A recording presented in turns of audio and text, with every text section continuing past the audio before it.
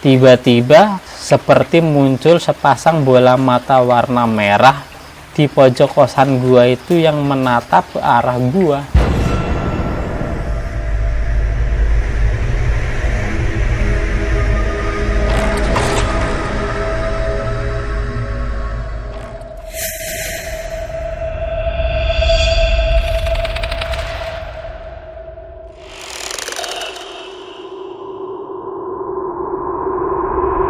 Assalamualaikum warahmatullahi wabarakatuh. Welcome back to podcast Horror Insomnia bersama dia Asto. dan gua Canggi. Bro, malam ini kita take video ini penuh perjuangan, bro. Iya benar. Satu, memang kondisinya ya bisa kalian lihat sendiri nanti kalau ada efek-efek kayak tetesan air, ini murni. Murni bukan Memang dari editing. Kondisinya lagi hujan, lagi rintik-rintik dan awet banget. Hujannya dari jam 8 malam tadi ya. Iya. Sampai udah lama. sekarang ini udah jam 12:30. Jadi ini kita udah nerima 2 cerita horor dari Sobat Melek Podcast Horror Insomnia. Ini yang pertama ada dari DM Instagram Teguh Santoso. Assalamualaikum Mas Asto dan Mas Canggi, dan Waalaikumsalam. selamat malam Sobat Melek Podcast Horror Insomnia. Waalaikumsalam. Gua mau berbagi kisah nyata pengalaman pribadi gua nih. Oh iya, kenalin dulu, nama gua Teguh Santoso.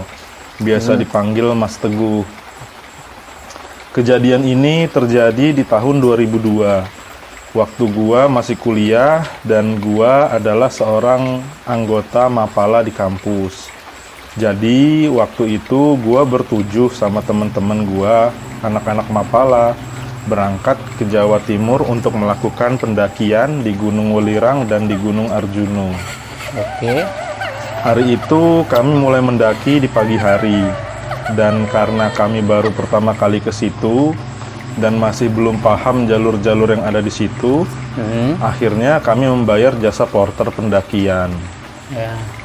Setelah mendaki dan cukup lelah, serta suhu yang mulai dingin dan matahari yang sudah terlihat condong ke barat, sampailah kita di tempat yang bernama Hutan Lali Jiwo.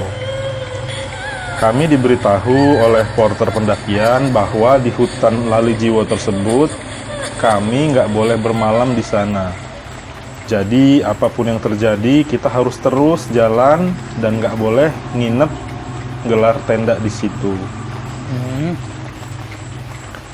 Entah kenapa, gue juga nggak tahu. Porter pendakian pun nggak menyampaikan hal yang cukup jelas. Yang jelas di Hutan Lali Jiwo itu kita nggak boleh bermalam di sana. Sampai sesudah melewati Hutan Lali Jiwo itu, hujan pun mulai turun rintik-rintik.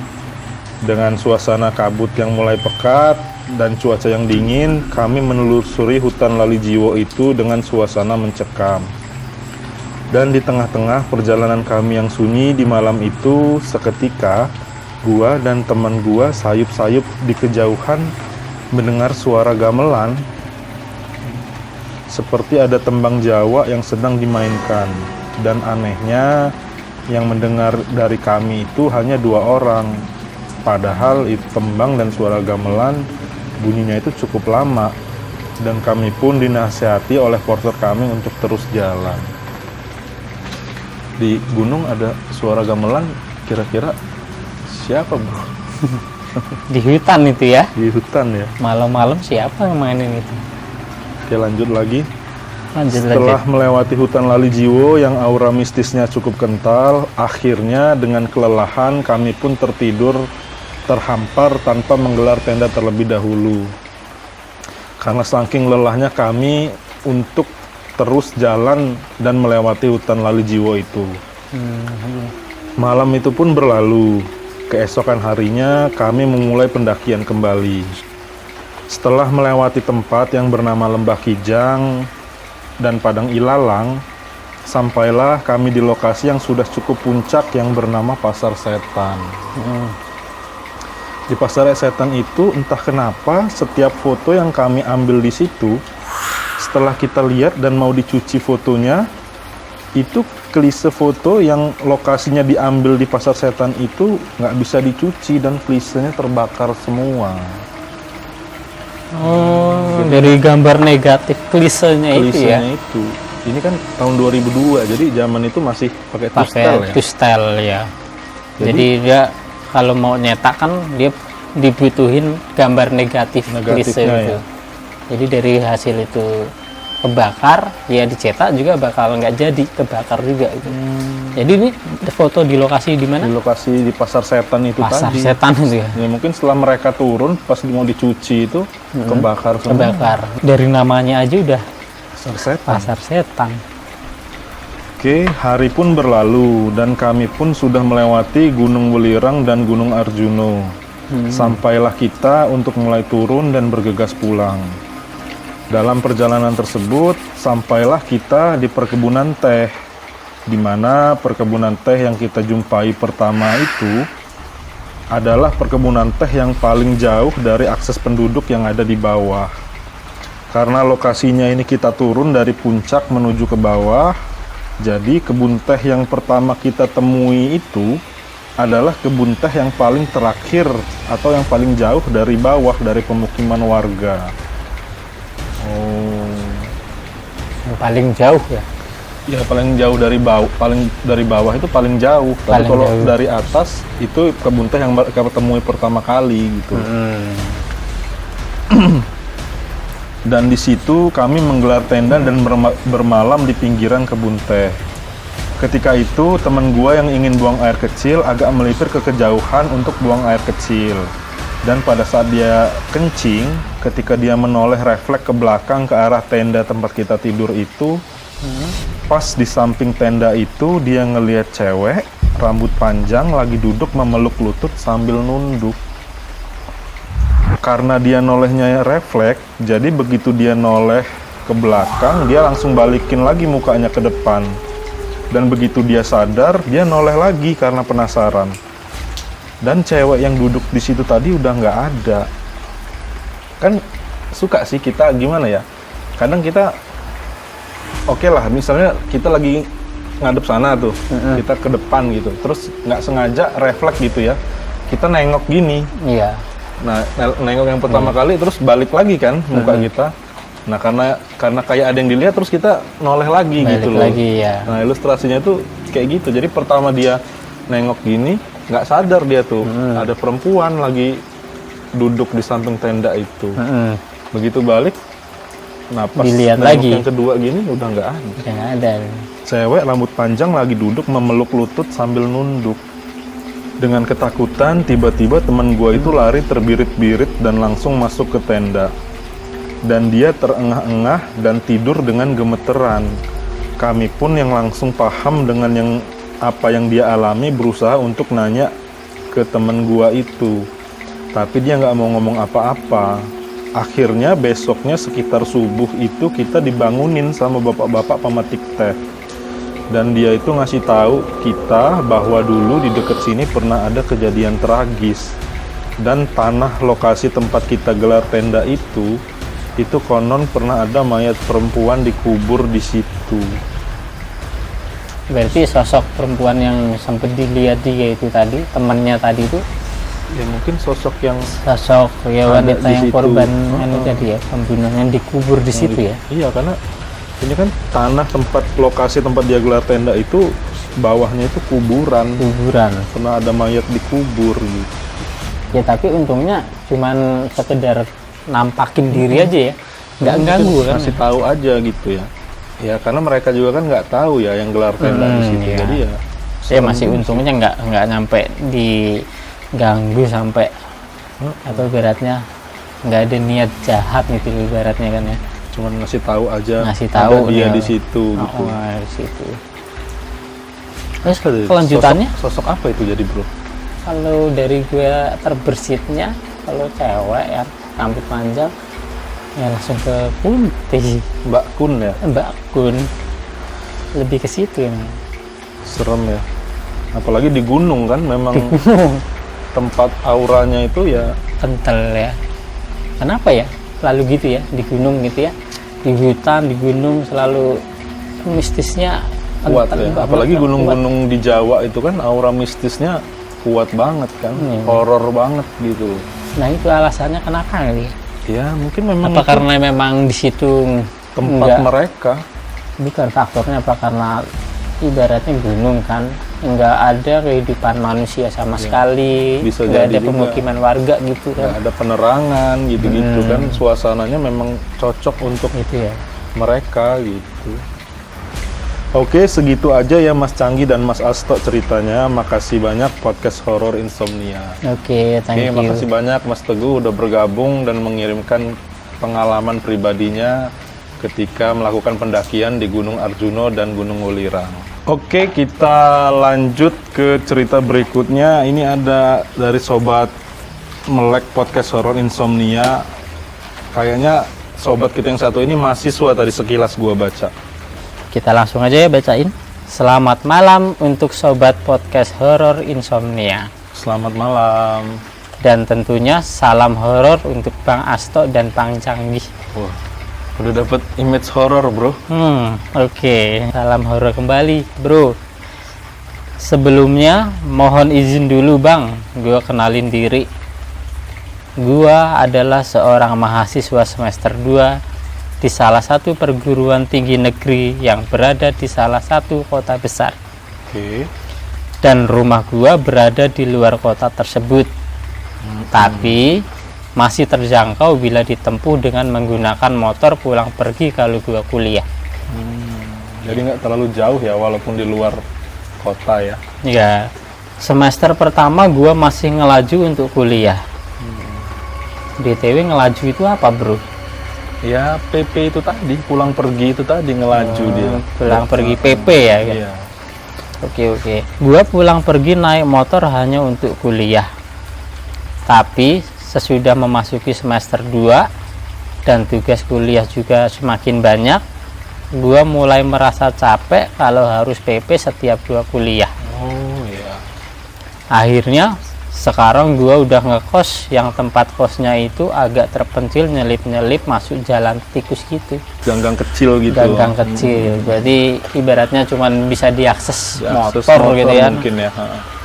Singkat cerita, gua udah menepati kos itu.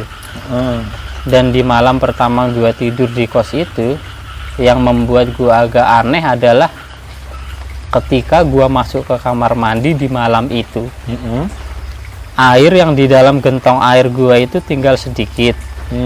Padahal seingat gua, waktu gua beres-beres di kosan itu di hari-hari sebelumnya, terakhir posisi gentong air itu terisi penuh.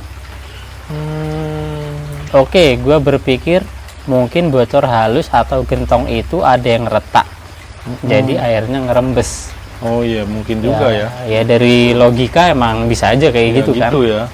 Malam pertama di kos itu gua nggak bisa tidur, dan gua pun langsung ambil headset dan mulai dengerin lagu dari smartphone gua. Oke. Dan malam pun mulai sunyi. Situasi sekitar kosan pun mulai sepi.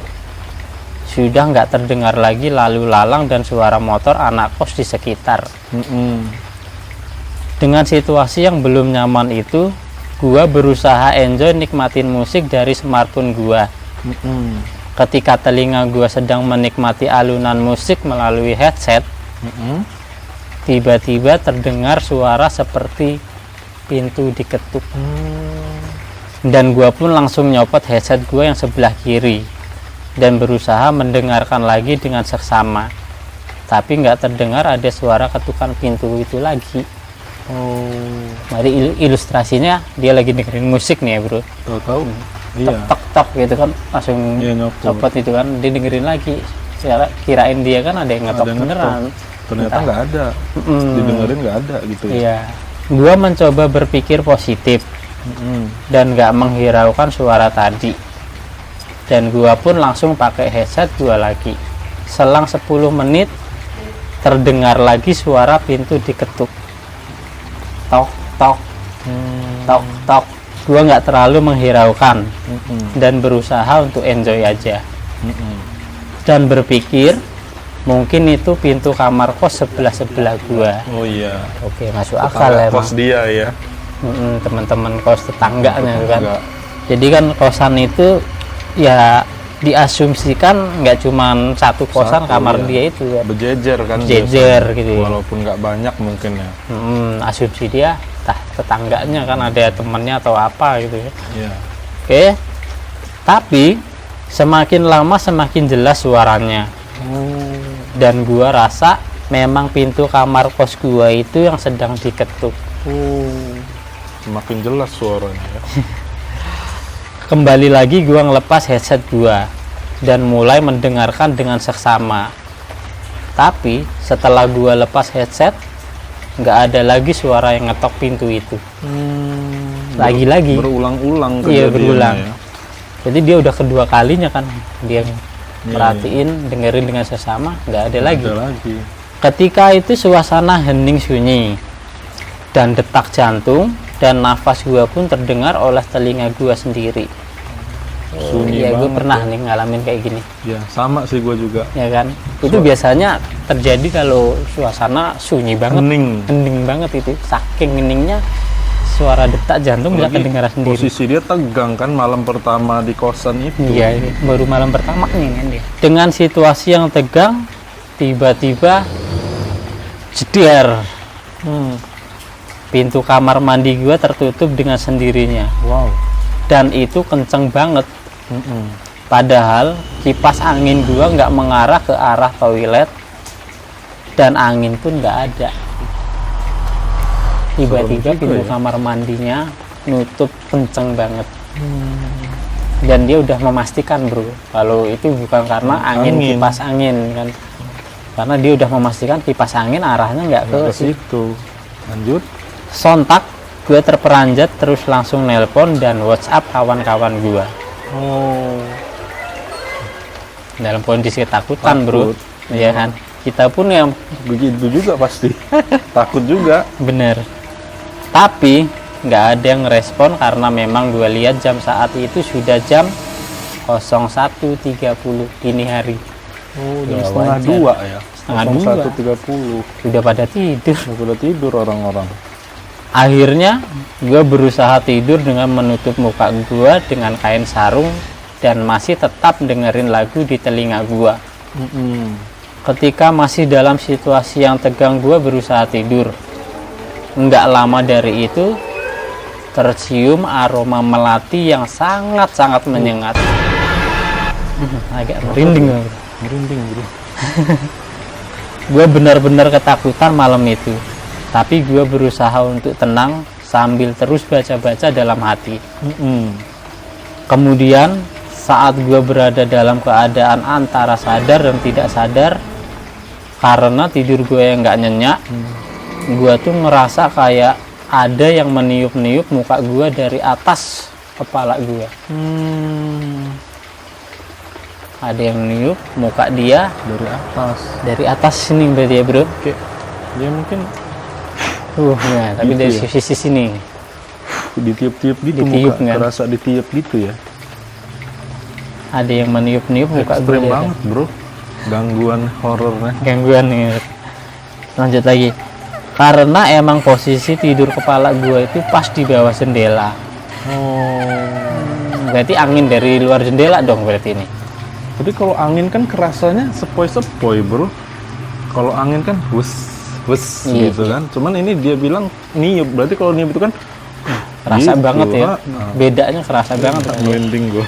Gue kebangun memberanikan diri buka mata dan ngeliat ke arah jendela. Tapi nggak terlihat apa-apa dari sekitar jendela. Jadi sangkainnya dia tuh kayak seolah ada orang buka jendela. Merinding gua. Gitu kan. Ya gitulah karena dia ceritainnya kayak ada yang niup di muka dia itu. Gitu. Sementara ini mungkin posisi jendelanya nggak tinggi ya. Nah, Jadi tempat dia benar-benar. naruh kepala dia itu sini jendela mungkin. Jadi mungkin Ya, dari itu kebayang. kerasa. Kalau gue tadinya nangkep begitu dia bilang jendelanya kebuka kan, gue pikir emang dari angin luar gitu kan. Tapi memang karena ya kayak yang lo bilang tadi bro, bedanya angin yang anu kan sepoi-sepoi, Iya, beda sama kalau gitu. orang niup. Gitu. Jadi dia memang dari awal tuh udah curiga ya kalau itu kayak benar-benar ada sosok yang niup. Niup merinding gua. Jadi ya dari awal aja udah ada aroma melati itu aja iya. udah tanda-tanda lah bro. Tanda-tanda ya. Sampai mana tadi? Begitu gua nyoba untuk tidur lagi dan merubah posisi tidur miring ke kanan dengan kondisi mata yang masih sepet dan agak rabun. Jadi dia posisinya lagi agak rabun nih. Tiba-tiba seperti muncul sepasang bola mata warna merah di pojok kosan gua itu yang menatap ke arah gua. Ini lebih ditampakin lagi, bro.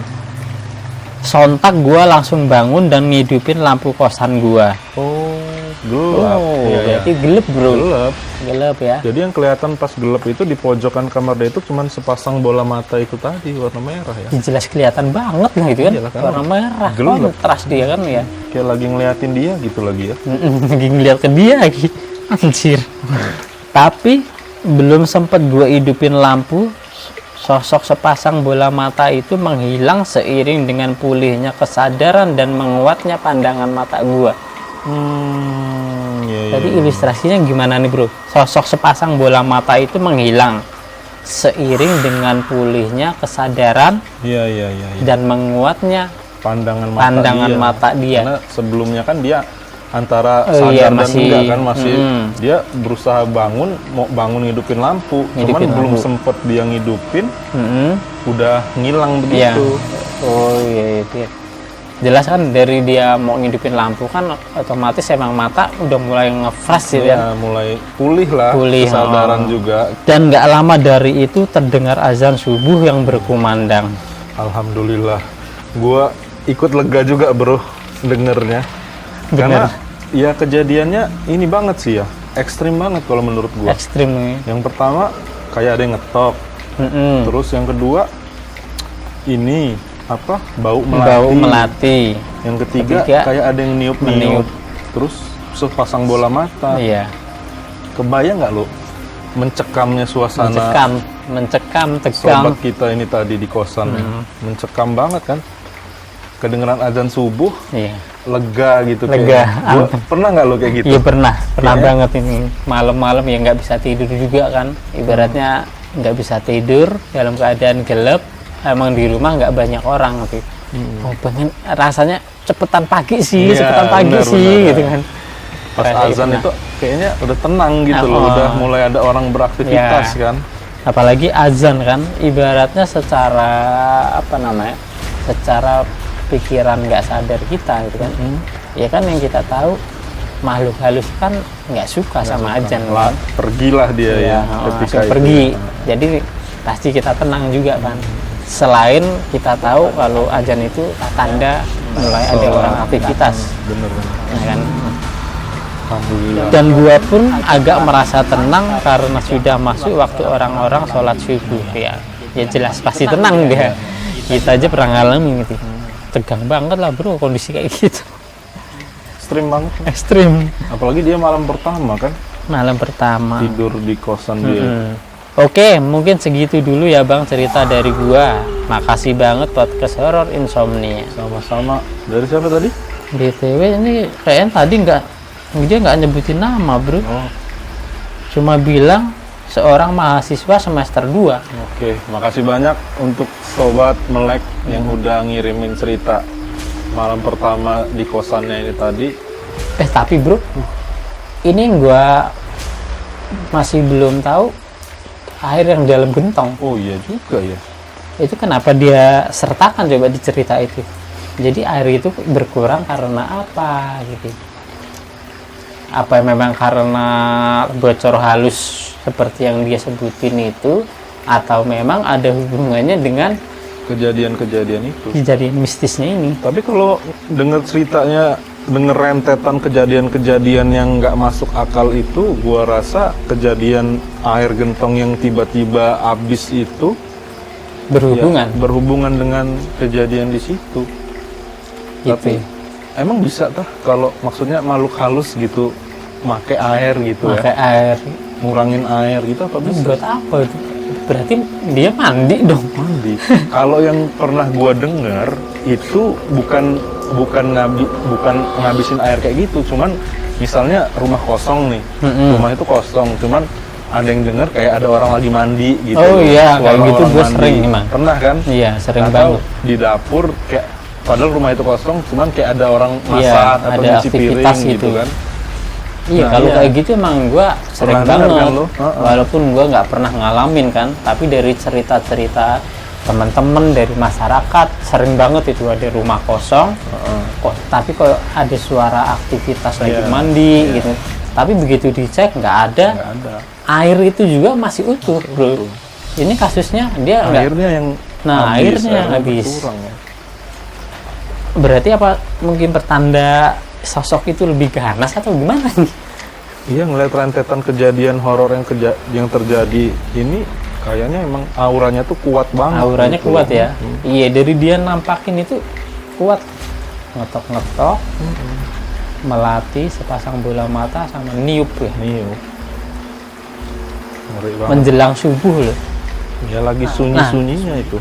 Kalau menjelang subuh ya, gue ngeliat sih di kayak kalau gue nggak salah sih, kalau gue nggak salah menafsirkan di film Conjuring itu, Conjuring yang pertama, ketika sesosok hantu dia mengganggu dari jam 3 ke bawah memasuki subuh, itu termasuk gangguan-gangguan yang menghina Tuhan. Oh gitu. Makanya lebih kuat di Conjuring pertama itu. Kalau gue nggak salah menafsirkan. Maksudnya yang makhluk ini sakti lah gitu ya. Ya, Kuat lah ya. bener-bener dia semacam ya kayak terkutuk gitu bro. Dia tuh bener-bener menentang Tuhan gitu. Ya mungkin kalau ini jin kafir bener gitu lah Kafir, ya. nah sebutannya kafir kayak Jin gitu. kafir banget lah ya. Lo pernah nonton Conjuring yang pertama? Conjuring itu nonton sih gue serialnya dari pertama sampai yang terakhir ini nonton. Cuma iya, yang kedua bener-bener inget gue. Nah di bagian scene pertama itu waktu keluarganya siapa sih itu, keluarga siapa yang diganggu itu kan, itu selalu diganggunya dimulai dari jam 2 apa jam 3 ya, kalau nggak salah jam Dini hari lah ya. udah lewat jam 1 kan, jam 2 kalau nggak salah. 2 ya. Jadi di setiap jamnya itu yang di rumah dia pas udah jam 2 udah berhenti dia. Berhenti. Iya. Nah, Ingat gua. akhirnya kan dia karena keluarga itu mengalami gangguan ini, akhirnya ngadu ke Ed Loren itu pendetanya Pendeta itu ya. pendeta itu. Waktu dia nunjukin, waktu pertama kali masuk udah ngerasa emang Auranya. auranya udah kerasa. Terus ya siapa namanya istri dari yang penghuni itu jelasin kan, ada gangguan ini, jam ini selalu berhenti di jam ini.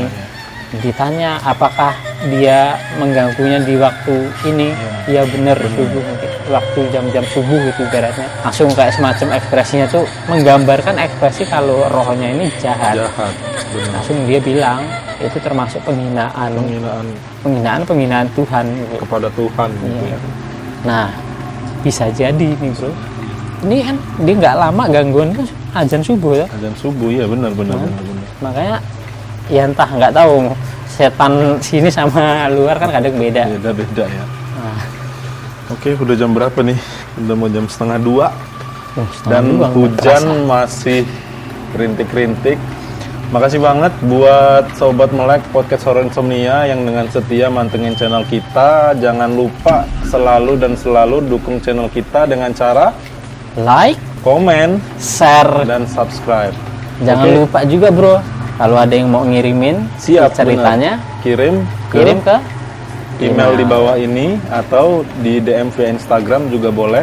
Dan kalau ada foto atau video yang temanya dengan tema horor atau mistis, kejadian nyata, boleh juga dikirim ke kita, nanti bisa kita bahas di podcast Horor Insomnia. Ya. Terima kasih banyak Sobat Melek Podcast Horor Insomnia. Ketemu lagi di episode berikutnya. Bye bye.